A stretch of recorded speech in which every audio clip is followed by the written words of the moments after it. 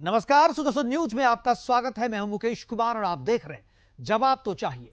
जवाब तो चाहिए में आज हम बात करेंगे झारखंड को अलग इस्लामिक स्टेट बनाने की साजिश की, झारखंड पर कब्जा करने की जिहादी कोशिश की, उस कोशिश और साजिश की जिसके तहत धीरे धीरे झारखंड के मूल निवासियों के हक को घुसपैठिए छीनते जा रहे हैं।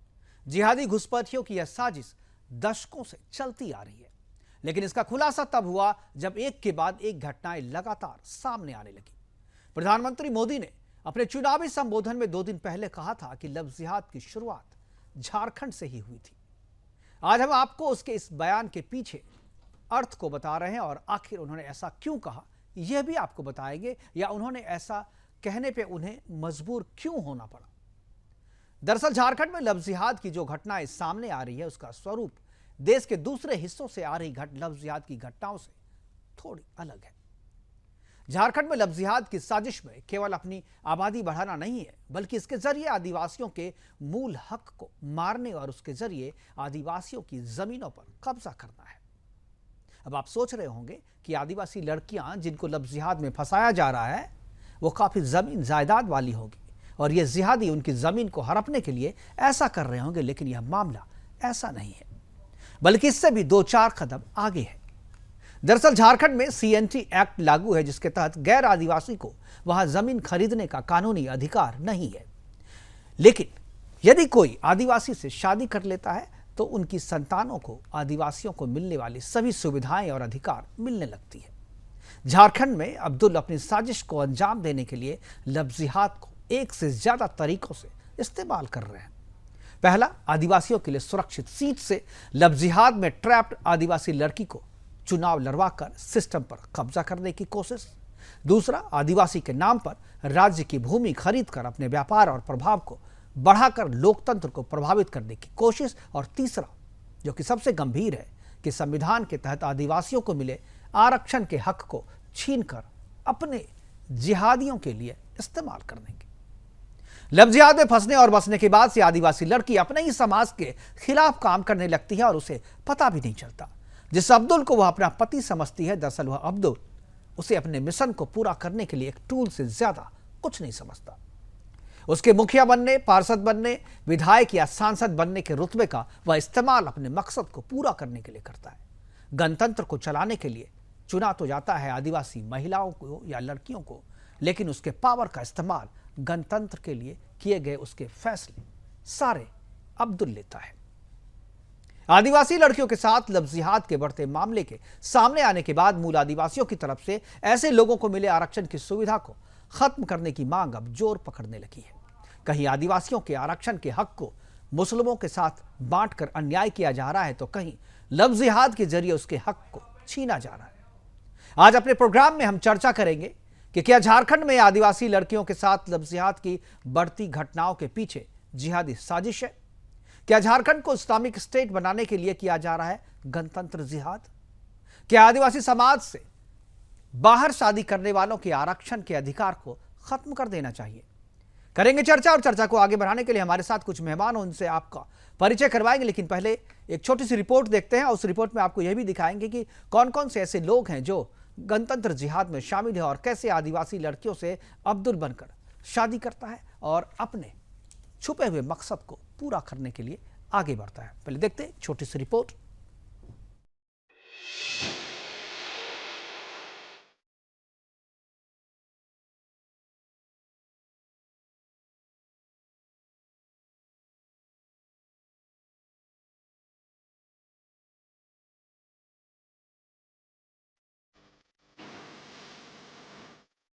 लव जिहाद, लैंड जिहाद और हाल ही में चर्चा में आए वोट जिहाद को आपने सुना होगा, लेकिन अब जो आपको बताने जा रहे हैं वो इससे भी ज्यादा खतरनाक है। हमारे साथी बता रहे थे, बोले लव जिहाद शब्द जो है ना, वो सबसे पहले झारखंड में आया। झारखंड वालों ने शब्द दिया है। जिहादियों ने देश के सिस्टम में अपना दबदबा बनाने के लिए और देश की लोकतंत्र को अपने कब्जे में करने के लिए नई राह तैयार कर रहा है। इसकी शुरुआत बांग्लादेश से सटे झारखंड के पाकुड़ में हो चुकी है। बांग्लादेशी घुसपैठी यहाँ सरकारी लाभ के साथ अब अपनी सरकार बनाने में लगे हैं। जिहाद के लिए जिहादी झारखंड की भोली भाली आदिवासी लड़कियों को प्रेम जाल में फंसाकर विवाह के बाद आदिवासी समुदाय के लिए आरक्षित मुखिया, जिला परिषद, पंचायत सरपंच जैसी सीटों पर उन्हें लड़ाकर सत्ता पर काबिज हो रहे हैं। तो झारखंड में तो पॉलिटिकल जिहाद हो रहा है, और झारखंड ही नहीं, अन्य प्रदेशों में जहां आदिवासी बेटियों के लिए सीटें आरक्षित होती हैं, वहां मुस्लिम समुदाय के कुछ कुंठित मानसिकता वाले युवकों के द्वारा इन्हें मोहजाल में फांसा जाता है और उसके बाद इनसे विवाह किया जाता है। वो उनकी दूसरी तीसरी पत्नी होती हैं अधिकांश मामलों में, और इनके जरिए इनके रिजर्व सीटों को लड़वाया जाता है, जो एसटी के लिए रिजर्व सीटें होती हैं, पंचायत का, सरपंच का, मुखिया का, जिला परिषद का, और सत्ता पर काबिज होते हैं यही मुस्लिम युवक इनडायरेक्टली रूप से। तो उसके बाद तो डायरेक्ट हो जाते हैं, अपनी वाइफों को पीछे कर देते हैं और खुद सारी फंड की डीलिंग और सत्ता पर काबिज हो जाते हैं। लेकिन इस साजिश का विस्तार अब लोकसभा चुनाव तक हो गया है। अब इस बार बीएसपी ने झारखंड की आरक्षित सीट पाकुड़ से जो प्रत्याशी दिया है वो महिला तो आदिवासी है, लेकिन उसके पति का नाम अब्दूस समीम है, जो इस्लाम को मानने वाले हैं। पाकुड़ के अलावे झारखंड के कई हिस्सों में जिहादी अपनी मिशन पर लगा हुआ है। देश के सिस्टम में घुसपैठियों की बढ़ती संख्या देश के लिए किसी खतरे से कम नहीं है, जिस पर तुरंत कार्रवाई होनी चाहिए। इनकी कुछ झलकियां इस तरह की है। खैर शेख, जिनकी पत्नी बेहुला पहाड़ी, जो मुखिया है कनीझरा पाकुड़ से। उखिल मंसूरी, जिनकी पत्नी आदिवासी महिला सोना किस्कू, जो मुखिया है साहेबगंज कोटल पोखर से। नासिर शेख, जिनकी पत्नी बहामुनी मुर्मू, जो मुखिया है लखी नारायणपुर पंचायत से। और इसी के साथ मोहम्मद खान, जिनकी पत्नी आदिवासी महिला सायरा बीबी पहाड़िया, जो पूर्व मुखिया है तारानगर पंचायत पाकुड़ से। रांची से मुकेश कुमार खत्री की रिपोर्ट।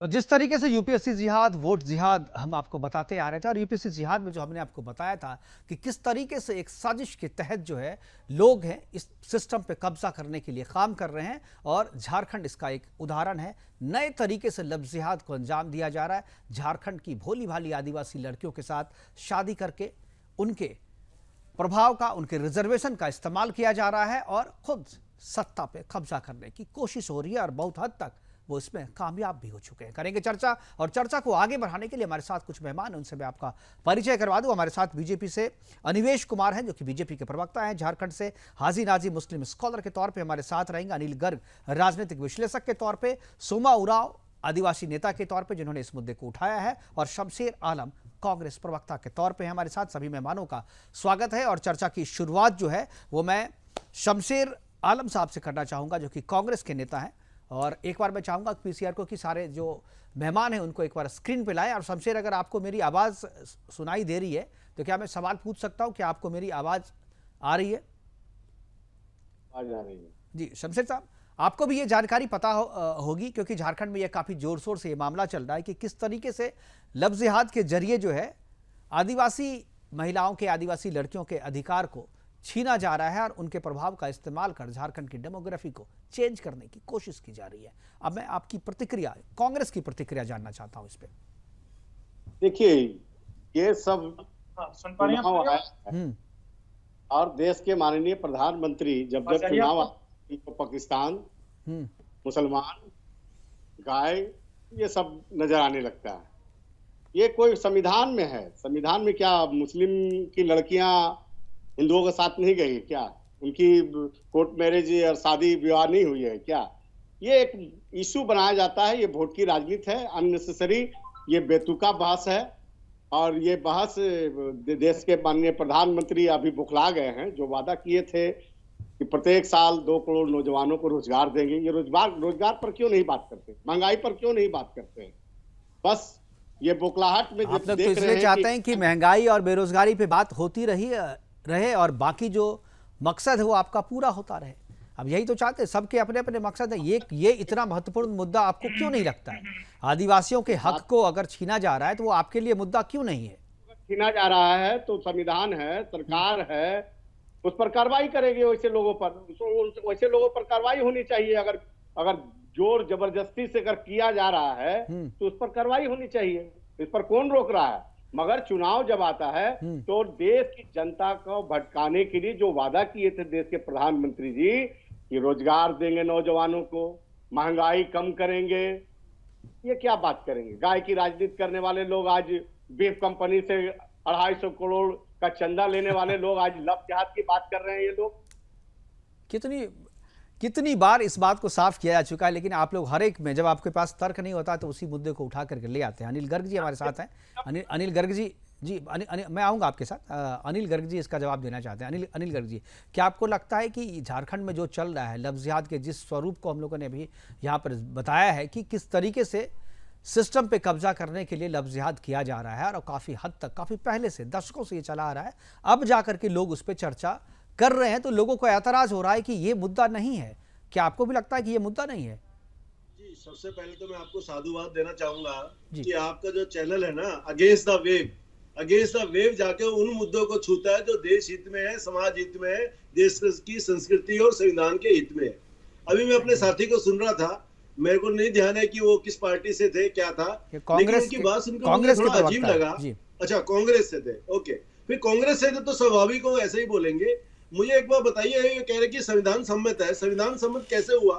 संविधान ने एससी को जो रिजर्वेशन दिया है वो मुसलमान को शादी कर ले और मुसलमानों को मिलने लग जाए, ये कैसे संभव होगा भाई? ये कैसे संविधान सम्मत है? ये तो संविधान की ये एसटी का मामला है, ये शेड्यूल, बिल्कुल ये शेड्यूल ट्राइब का मामला है सर। हाँ, मुझे बताइए, जो शेड्यूल ट्राइब के लिए जो जगह आरक्षित है, आप उससे शादी कर रहे हैं, उसको मुसलमान बना रहे हैं, उसको मुसलमान, आपके बच्चे मुसलमान बन रहे हैं, तो आपको फिर वो शेड्यूल ट्राइब का फायदा क्यों लेंगे आप? और कैसे लेंगे आप? और क्यों मिलना चाहिए आपको? कैसे संविधान सम्मत बन जाएगा?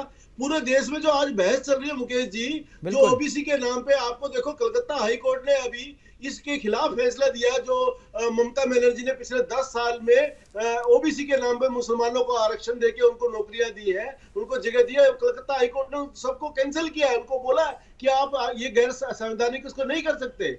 और ये मेरे साथी बोल रहे हैं संवैधानिक है। कहां से संवैधानिक है भाई?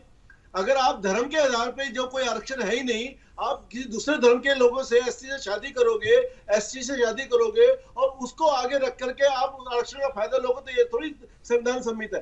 ये संविधान सम्मत नहीं, संविधान के खिलाफ है, संविधान की मूल सोच के खिलाफ है। संविधान में जो आरक्षण के लिए जो मूल सोच रखी गई थी, जिनके उत्थान के लिए बात की गई थी, जिनको रिजर्वेशन देने के लिए समाज की मुख्य धारा में लाने की बात हुई थी, ये उस मूल सोच के ही खिलाफ है। और इनको ये बात समझ में नहीं आती। इनको लगता है बस वोट बैंक की राजनीति होनी चाहिए। भाई, जो एससी के लोग हैं, एसटी के लोग हैं, उनको आरक्षण मुख्य धारा में लाने के लिए दिया गया है, उनकी पहचान मिटाने के लिए, उनको खत्म करने के लिए नहीं, उनकी डेमोग्राफी खराब करने के लिए नहीं।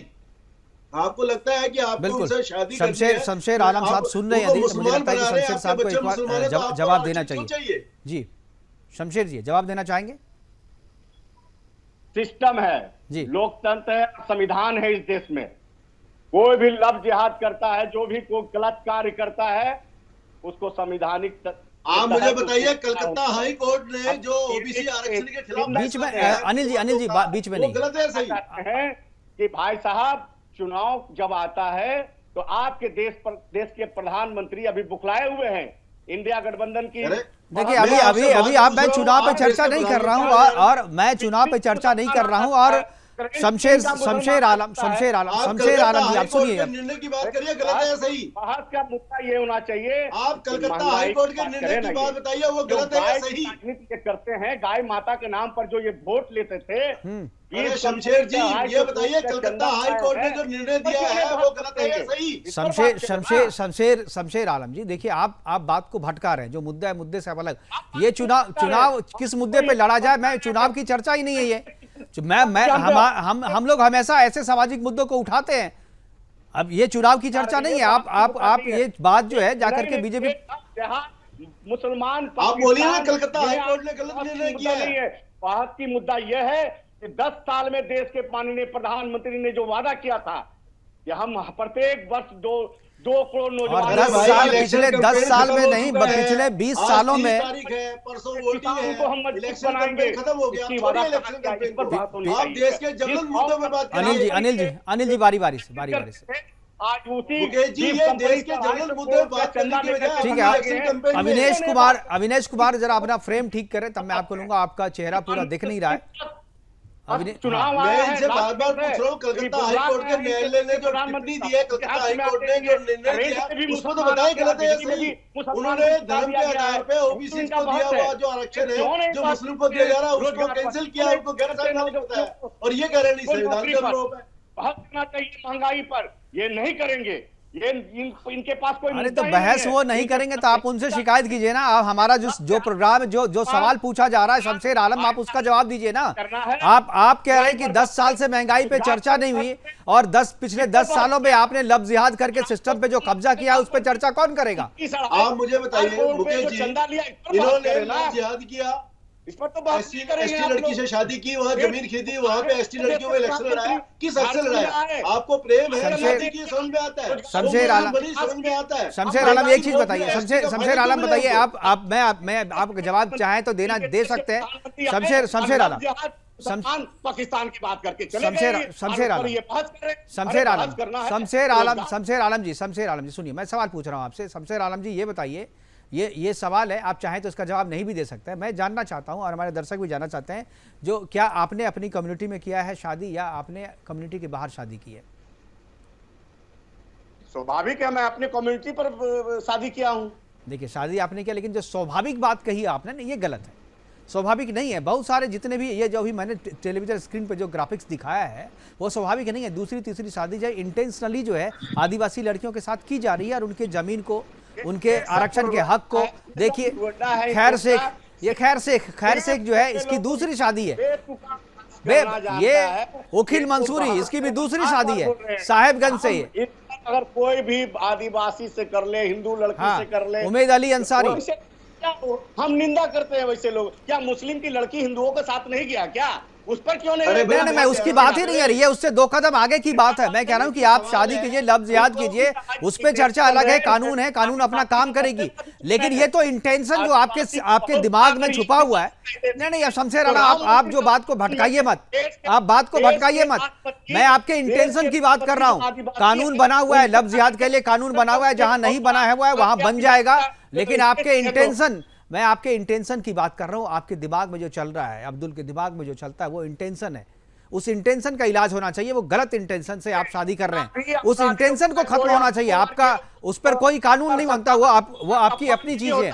चलिए, हमारे साथ सोमा उरांव हैं, हमारे साथ सोमा उरांव है, जुड़ गए हमारे साथ। आदिवासी नेता हैं और इन चीज़ों को बहुत ही अच्छी तरीके से समझते हैं और इन समस्याओं से वाकिफ हैं। सोमा उरांव जी, बताएं समस्या क्या है? क्या ये जो जिहाद का नया तरीका है सिस्टम पे कब्जा करने का, आरक्षण का लाभ लेने का, ये क्या है, और आप लोग कितने पीड़ित हैं और कितने इस तरीके के मामले आप लोगों के सामने हैं? जरा शमशेर आलम जो कांग्रेस के प्रवक्ता है उन्हें समझाएं। जी, सबसे पहले जोहार सर। जोहार जी। जब से संविधान लागू हुआ है सर जी, उस समय से अनुसूचित जनजाति का आरक्षण का लाभ सीधे सीधे मुस्लिम और ईसाई ले रहे हैं। इसी का लड़ाई हमारे कांग्रेस के दिग्गज नेता, शिक्षाविद, हमारे अभिभावक स्वर्गीय कार्तिक उरांव ने सन 1967-70 के दशक में 348 सांसदों का हस्ताक्षरित बिल सदन पटल पर प्रस्तुत किए थे। और यह बिल में यही था कि जो जनजाति अपनी रूढ़ी प्रथा, संस्कृति, परंपरा, रीति रिवाज कर छोड़कर अन्य धर्म, ईसाई या इस्लाम धर्म अपना लिए हैं, वैसे लोगों को अनुसूचित जनजाति का सदस्य नहीं समझा जाए। अर्थात वैसे धर्मांतरित ईसाई या मुस्लिम बने लोगों को जनजाति का आरक्षण का लाभ नहीं मिले, यही डिलिस्टिंग है। इसी का आधा अधूरा कार्य को अभी हम लोग डिलिस्टिंग का लड़ाई बृहद रूप में पूरे भारत देश में हम लोग लड़ाई लड़ रहे हैं। अभी आपको हम बताना चाहेंगे सर किस प्रकार से हम लोग का संवैधानिक एकल पद, जो मुखिया है, प्रधान है, जिला परिषद है, विधानसभा का सीट है। अभी आप देखिए 1 जून को जो साहब राजमहल में जो अभी चुनाव होने वाला है लोकसभा का जी, उसमें आप अनुसूचित जनजाति का जो आरक्षित सीट है उस पर देखिए मरियम मरांडी लड़ रही है समाजवादी पार्टी से, और उसका पति क्या है? मोहम्मद अबू शमीम। बिल्कुल, क्या ये उचित है? पाकुड़ से उचित है? जो बसपा के अभी प्रत्याशी के साथ भी यही है, पाकुड़ से जो बसपा के प्रत्याशी हैं। जी जी जी, अभी वर्तमान में जो 1 तारीख को वहां पर चुनाव होने जा रहा है, तो क्या है, मेरा यही कहना है सीधे सीधे कि अगर आप ईसाई में चले गए हैं या मुस्लिम में चले गए हैं, हमको कहीं पर कोई दिक्कत नहीं है, लेकिन मेरा संवैधानिक हक और अधिकार आज तक खाते आ रहे हैं आप लोग, और यही चीज को तो हम जनवाने का प्रयास कर रहे हैं सब आदिवासी भाई बंधु को कि जागो। कब जागोगे?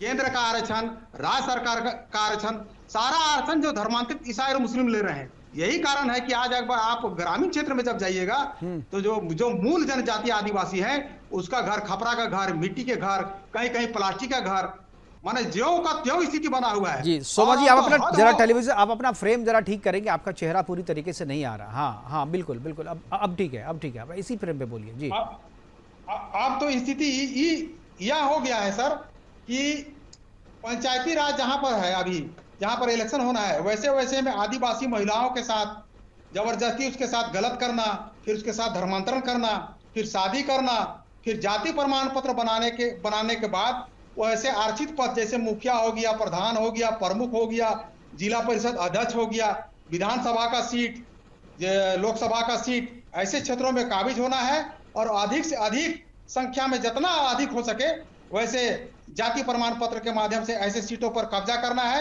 वही जाति प्रमाण पत्र के नाम से नौकरी लेना है, वही आदिवासी महिला का जाति प्रमाण के पत्र के माध्यम से जमीन लेना है, बिल्डिंग बनाना है, फ्लैट बनाना है, और सारा सरकार का और डेमोग्राफी चेंज करना है, डेमोग्राफी चेंज करना है, सिस्टम को चेंज करना है, गणतंत्र पे कब्जा करना है और अपनी बात चलानी है। और इसी की बात हम कर रहे थे।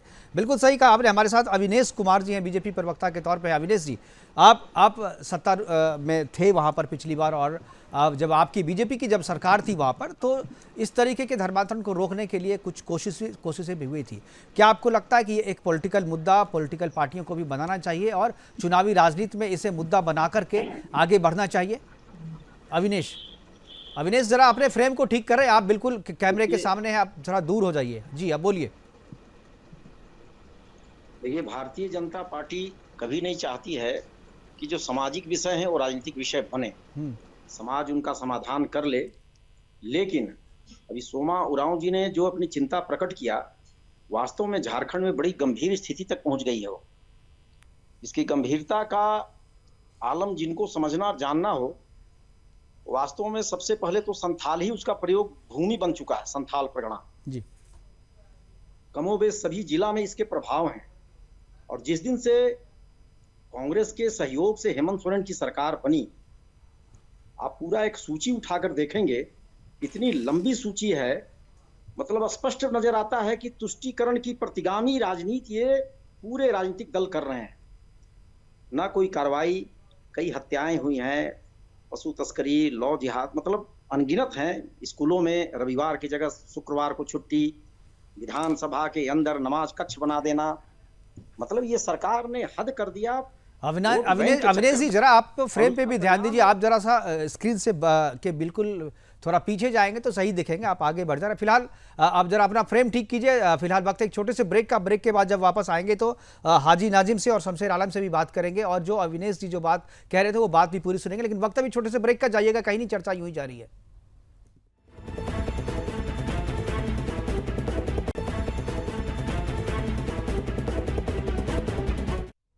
ब्रेक के बाद आपका स्वागत है। चर्चा कर रहे थे कि 2024 में किस तरीके से गणतंत्र जिहाद, एक के बाद एक जिहाद सामने आ रहा है। वोट जिहाद के बाद ये गणतंत्र जिहाद किया जा रहा है और आदिवासी लड़कियों से लव जिहाद करके उसके राजनीतिक अधिकार पर, अपना अधिकार करके सिस्टम पर कब्जा करने की साजिश चल रही है। इसी पे हम चर्चा कर रहे हैं और हमारे साथ अविनेश कुमार जी अभी बोल रहे थे। अविनेश कुमार जी शायद अभी हमारे बीच में नहीं है, शायद उनका फ्रेम ठीक नहीं आ रहा था। तब तक मैं हाजी नाजिम के पास चलूंगा एक बार।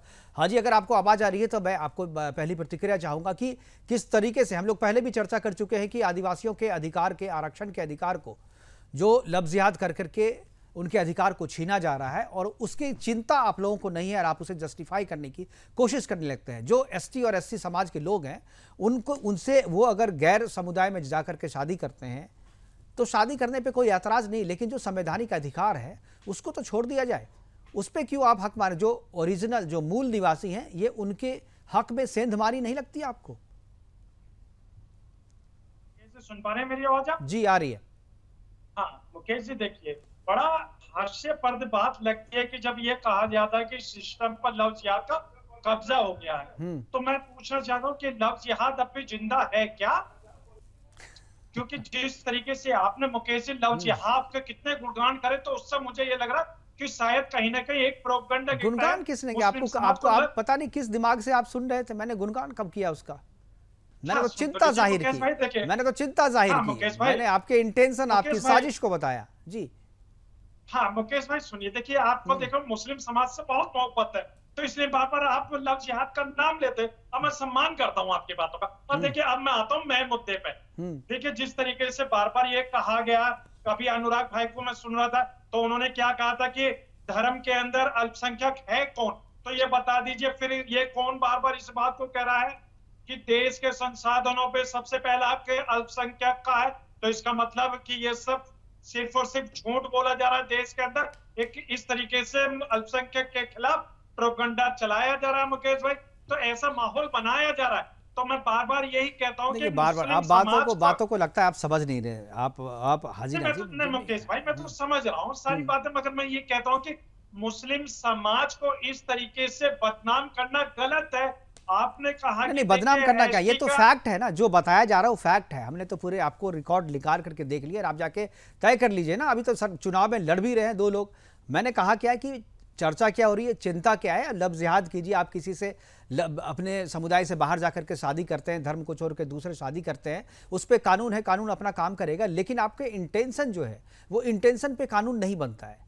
आपका इंटेंशन क्या है, उस इंटेंशन पे मेरी चिंता बढ़ रही है, क्योंकि उससे आपके पूरे समाज में मैसेज जा रहा है और पूरे झारखंड पे इसका असर हो रहा है। मेरी चिंता वो है, आप शादी करते हैं, शादी करने के बाद जो है उनके पॉलिटिकल अधिकार का इस्तेमाल करके उसे मुखिया बनाते हैं, उसे पार्षद बनाते हैं, विधायक बनाते हैं, सांसद बनाते हैं और उसके पीछे बैठ करके सत्ता पे काबिज खुद हो जाते हैं। और जब आप शादी कर लेते हैं तो अपने होने वाले संतान का और आपका जो आदिवासियों का मूल अधिकार है आरक्षण का, उसके अधिकार में हस्तक्षेप करते हैं। इसलिए जो लोग सही में आरक्षण के हकदार हैं वो आवाज उठा रहे हैं कि आप उनके आरक्षण में जो सेंधमारी कर रहे हैं। आप कर लीजिए शादी, आप जाइए, अपने आरक्षण छोड़ दीजिए ना। आप तो जात पात आरक्षण को नहीं मानते हैं ना, तो आप छोड़ दीजिए ना। अगर शादी कर रहे हैं तो फिर शादी करने के बाद भी आप आरक्षण क्यों लेते हैं? अपने आप को अलग कर लीजिए उससे। जी मुकेश भाई, आपके सवाल का जवाब दूं? जी दीजिए। हाँ सुन लीजिए, देखिए अभी आपने कहा कि धर्म के आधार पर भी, तो मैं बार बार एक बात बता दूं कि धर्म के आधार मुस्लिम समाज को आरक्षण कहाँ है? मुस्लिम समाज का आरक्षण तो सर आर्टिकल 341 को खत्म कर दिया गया था। धर्म के आधार पर धर्म के आधार पर आरक्षण की बात तो मैं धर्म के आधार पर आरक्षण नहीं है, इसी का तो रास्ता आपने निकाला कि जिसको आरक्षण है उसको उससे शादी कर लो और उसके आरक्षण का लाभ उठाओ।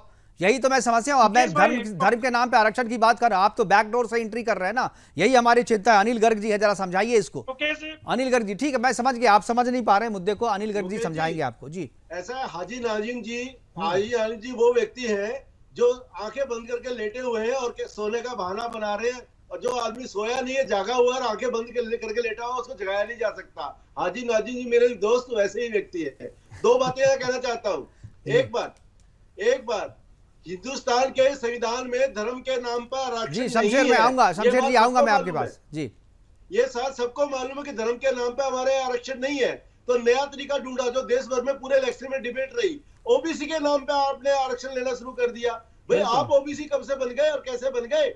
कलकत्ता हाई कोर्ट ने जब इसके खिलाफ निर्णय दिया तो ममता बिफर गई। उन्होंने कहा नहीं मैं तो कलकत्ता हाई कोर्ट का निर्णय नहीं मानती। नहीं sir, OBC Anil ji OBC में मानते। अब मैं दूसरी बात करता हूँ मुकेश जी, आज की चर्चा की बात देखिए, किसी भी धर्म के व्यक्ति से शादी करिए, लड़की से करिए, लड़के से करिए, किसी भी जाति से करिए, कोई दिक्कत नहीं है। आपको प्रेम है आप करिए, लेकिन उसके मिलने वाले स्वाभाविक आरक्षण को आप लेने की कोशिश क्यों कर रहे हैं? आपने प्रेम किया है, शादी करिए, अपनी फैमिली अलग से बनाइए, कौन मना कर रहा है?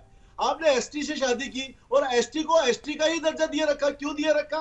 जब आपके धर्म में आ गई, आपने शादी कर ली, तो आप अपने धर्म में लेके जाइए और अल्पसंख्यक का फायदा लीजिए। आपको अल्पसंख्यक होने का जो फायदा मिलते हैं आप लीजिए, वो फायदा कौन मना कर रहा है? लेकिन आपको अल्पसंख्यक का फायदा भी चाहिए, ओबीसी का फायदा भी चाहिए, एसटी का फायदा भी चाहिए। ये एक साथ कैसे संभव हो सकता है? इसलिए इन्होंने बैकडोर का रास्ता लिया है कि आप उसका नाम भी नहीं बदलेंगे, नाम बदलेंगे तो कानूनी रूप से उसका धर्म भी नहीं बदलेंगे।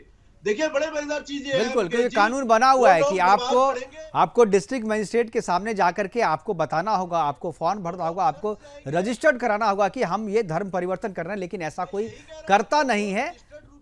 बिल्कुल। रूप से धर्म नहीं बदलते, जाति नहीं बदलते, सिर्फ अपने करिया में बदल लेते हैं। नमाज भी पढ़ेंगे, मस्जिद भी जाएंगे, लेकिन कानूनी रूप से एससी और एसटी बने रहेंगे, कानूनी रूप से आप ओबीसी बने रहेंगे, और नाम भी नहीं बदलेंगे। आजकल तो नाम से भी आपको नहीं मालूम चलेगा कि ये किस धर्म का है। ये एक बड़ा जिहाद है देश भर में जो चल रहा है, और आरक्षण को बैकडोर से खाने का काम कर रहा है, और इसी पे पूरे इलेक्शन में चर्चा रही, जिसके खिलाफ इन लोगों ने अपनी बात उठाई। ठीक है, शमशेर जी को जवाब देना चाहते हैं। शमशेर आलम जी, कांग्रेस के प्रवक्ता शमशेर आलम हैं, बार बार कुछ बोलना चाह रहे थे। शमशेर। एंकर महोदय, हम यही कहना चाहते हैं कि भाई साहब बहस कर रहे हैं ना, जिहाद, मुसलमान, पाकिस्तान, हम बार बार ये कहना चाहते हैं कि वो जो लोग आदिवासी से विवाह करके उसका लाभ उठाने का अगर प्रयास कर रहा है, तो वैसे लोगों पर कानूनी कार्रवाई होनी चाहिए, वैसे लोग को जेल जाना चाहिए। अपराधी कोई भी हो, चाहे अब्दुल हो, सत्तार हो, कोई भी हो, अपराधी है। अपराध है, हम भी निंदा करते हैं, मगर हम बार बार ये कह रहे हैं कि भाई साहब जरा भाजपा वाले ये बताए ना कि बहस क्यों नहीं कर रहे हैं बेरोजगारी पर, बहस क्यों नहीं कर रहे हैं महंगाई पर, बहस क्यों नहीं कर रहे हैं जो ठीक है, चलिए ठीक है, भाजपा के प्रवक्ता हमारे साथ जुड़े हुए हैं, अविनेश जी, मैं उनसे पूछ लेता हूं कि कौन सा मुद्दा जो है वो बहस करने लायक है। क्या कांग्रेस तय करेगी कि कौन सा मुद्दे पे बीजेपी बोले, या बीजेपी तय करेगी कि कांग्रेस किस मुद्दे पे सवाल पूछे? अविनेश जी। बात है कि आप ये लोकसभा में आप देख रहे होंगे पूरे देश में कांग्रेस पार्टी या महागठबंधन एक तो मुद्दा विहीन और नेता विहीन हो चुकी है। कांग्रेस पार्टी के लोगों ने, पूरे महागठबंधन ने, इन लोगों ने इंडिया गठबंधन करके एक बड़ा सा एक रथ सजाया, और रथ में जो सारथी थे नीतीश कुमार को इन लोगों ने सारथी बनाया, सारथी कूद कर भाग गए। उन्होंने देखा कि रथ के अंदर बैठे हुए जितने भी मठाधीश हैं आपस में ही लड़कर कपार फोड़ देंगे, तो उनको लगा कि ये लोग समाज और राष्ट्र के लिए क्या करने वाले हैं। ठीक है, पहले तो नीतीश कुमार, सोमा जी मैं आ रहा हूं आपके पास, सोमा जी आ रहा हूं। महागठबंधन के पास कोई दिशा और दृष्टि है नहीं इनका। आप पूरा का पूरा घोषणा पत्र अगर देखेंगे, इनके घोषणा पत्र में कुछ है ही नहीं। केवल इन्होंने वोट बैंक के लिए तुष्टीकरण की प्रतिगामी राजनीति को कहीं न कहीं सताया है। नहीं, घोषणा पत्र लगता है तो आपने पढ़ा नहीं। कांग्रेस के घोषणा पत्र में बहुत कुछ है, कांग्रेस के घोषणा पत्र में बहुत कुछ है। अविनेश जी, आपने पढ़ा नहीं है। कांग्रेस के घोषणा पत्र में ये है कि जब वो सत्ता में आएगी तो बीफ से बैन हटा देगी, जब वो सत्ता में आएगी तो हिजाब पहन करके आप स्कूल जाने पे जो रोक है वो रोक को हटा देगी, और घुसपैठिए जहां चाहें वहां पर जो है रह सकते हैं, रहन सहन, और किसी के कहीं पे बसने पे अधिकार जो है और उस पर कोई प्रतिबंध लगा है तो प्रतिबंध को हटा देगी। बहुत सारी ऐसी बातें हैं। आप शायद पढ़े नहीं कांग्रेस के घोषणा पत्र को। 18 करोड़ नौजवानों को अप्रत्यक्ष रोजगार मिला है। 45 करोड़ लोगों ने बैंक से सहयोग लेकर अपने को स्थापित किया है। स्टार्टअप इंडिया का लिस्ट उठाकर देख लीजिए आप। क्या बात करेंगे कांग्रेस के लोग और महागठबंधन के लोग। बिल्कुल ठीक है, लेकिन चलिए हम लोग जो मुद्दा, हम आप लोग दोनों आदमी मुद्दे से भटक रहे हैं। मैं जो मुद्दा है उस मुद्दे पे आए यार। मैं एक बार सोमा उरांव जी के पास जाना चाहूंगा। सोमा उरांव जी कुछ बोलना चाह रहे हैं। जी सोमा जी। जी, हम बोलना चाह रहे हैं सर, कुछ भी आप कर लीजिए और मूल जनजाति का तब तक आदिवासी का विकास नहीं होगा जब तक डिलिस्टिंग का बिल पास नहीं होगा। इसीलिए अभी हम लोग जनजाति सुरक्षा मंच पूरे भारत देश में जोर शोर से एक सूत्री कार्यक्रम बना के एकदम चरणबद्ध तरीके से डिलिस्टिंग का मांग कर रहे हैं। डिलिस्टिंग यानी कि वही कार्तिक बाबू का आधा अधूरा जो कार्य है, जो जनजाति अपनी धर्म संस्कृति रीति रिवाज छोड़कर, रूढ़ी प्रथा छोड़कर ईसाई या इस्लाम धर्म अपना लिए हैं, वैसे लोगों को अनुसूचित जनजाति का आरक्षण का लाभ ना मिले, यही डिलिस्टिंग है। तो जब तक डिलिस्टिंग बिल नहीं पास बनेगा या कोई कानून में संशोधन नहीं होगा, मूल जनजाति का विकास होना हमको लगता है कि संभव नहीं। लेकिन आप ये पंचायत में पूरा प्रविष्ट कर गए हैं। बिल्कुल, जो 244 में संशोधन करके एकल पद मुखिया का पद दिया है। मुखिया का पद केवल चेहरा अच्छा है इसलिए थोड़ी दिया है कि भाई अपना समाज का रूढ़ी प्रथा संस्कृति रीति रिवाज को आगे बढ़ाएगा, समाज का डेवलपमेंट करेगा, विकास करेगा। लेकिन वैसे पदों पर भी आप जो धर्म परिवर्तन करके अन्य पुरुष से शादी कर लिए हैं, मुस्लिम बन गए हैं, उसके बाद वैसे एकल पद में भी विराजमान हो रहे हैं, तो मूल जनजातियों का विकास होगा तो कैसे होगा। बिल्कुल, उनकी पहचान मिटने का भी खतरा है ना। बिल्कुल, इसीलिए सबका एक ही इलाज है, डिलिस्टिंग। बिल्कुल, एक ही इलाज है, डिलिस्टिंग। जी हाजी नाजिम कुछ बोलना चाह रहे हैं, समय की कमी है। हाजी नाजिम। भाई देखिए, बहुत बहुत धन्यवाद, आपने लास्ट मिनट को मुझे समय दिया।